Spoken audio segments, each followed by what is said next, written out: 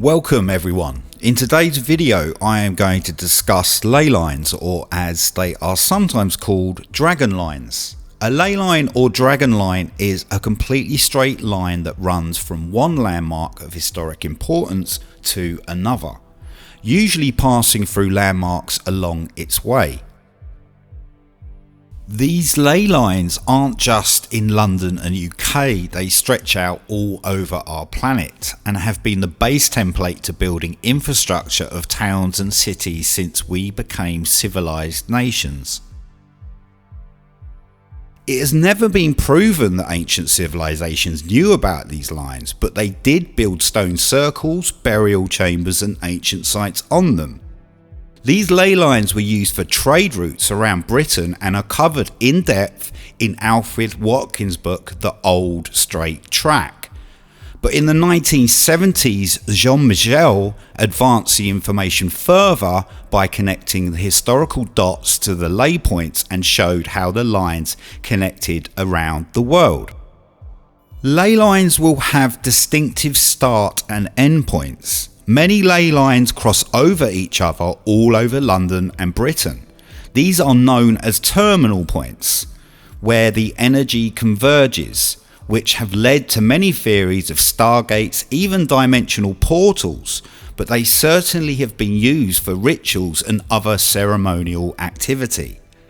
They are a point of surge in electromagnetic energy within the Earth which can be tapped into, but only when we are conscious to it. Ley lines and dragon lines are a suppressed science amongst our world, or a science that is kept only amongst the few. You will often see and hear of paranormal and UFO activity on ley lines. They are said to be supernatural hotspots, especially when two lines intersect. So is this just purely a coincidence? It's no accident that financial centres and cities are placed and built where they are, because they are harnessing the Earth's ley lines, the Earth's electromagnetic grid. Yes, this is only a conspiracy because it is not spoke about. Banking institutions are very well known to use feng shui when looking for the placement of their offices and the positioning of their buildings within the sun's cycles. London has a geometric pattern within it and ley lines that create its sacred landscape. There are many levels to how we are interacting with these lines, but to understand these lines and terminal points, we must see where the lines lead to. London has a triangle link between three major locations, and when you look at the news and history to these locations, you begin to see another picture and how an inversion of energy has taken place and why so many have been made to forget about this spiritual grid. The longest and most well-known ley line in England is Saint-Michael's line, which runs from Cornwall through Devon and all the way to Norfolk. You have sites like Glastonbury Tor, Aylesbury, which were major sites used amongst the Druids in ancient times. But also stories of King Arthur. Even Christ apparently walked this line on his pilgrimage. According to legends, the axis off St. Michael's line represents the blow which St. Michael sent the devil to hell.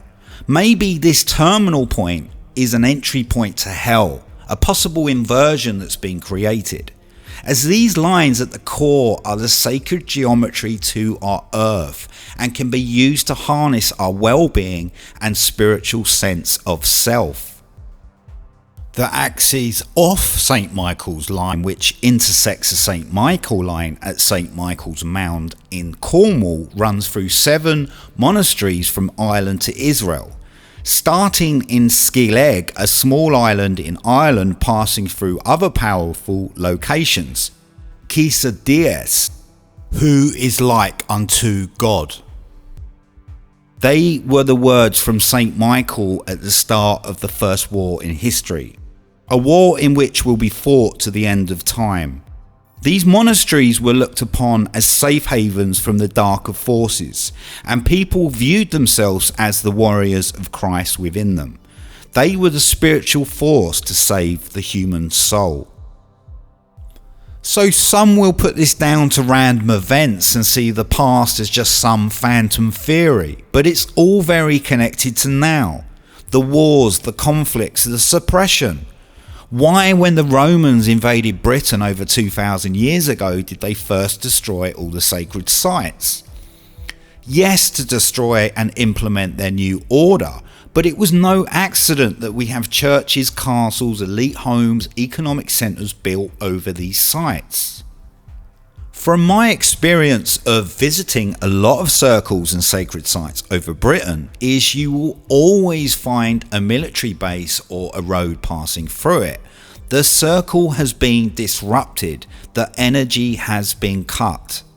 Whether you are conscious of this or not, you will feel or see something unbalanced. If you look into or follow the UFO movement, you will be aware that UFO sightings are commonly sighted close to military bases, which are often located close to these ley lines and these intersections. We have crop circles, yes, a huge amount of distortion within this movement, with very few being real, but some are beyond human design, and sightings have verified this is something of another world, or an intelligent design of our own, and we just haven't seen it yet. There is an untapped power to these sites, and something that can help us become more conscious to who and what we are. There are many ways to locate ley lines and dragon lines. Dowsing can be effective, but you can also feel it within the location when you visit. If you look at ley lines in your area and discover the energy points around you, look at the history and what is currently there, you will see a connection between energy points and yourself. You will learn more to how reality is created around you and how you are participating in it. Because just like the earth has ley lines, the body has meridian lines, which are also energy points, also known as our chakras. So understanding these ley lines and systems will help and give you a deeper understanding to self and the journey we are all on. Thank you for watching, and I hope you enjoyed this short video on ley lines. Please subscribe for more Awakening Weekly content.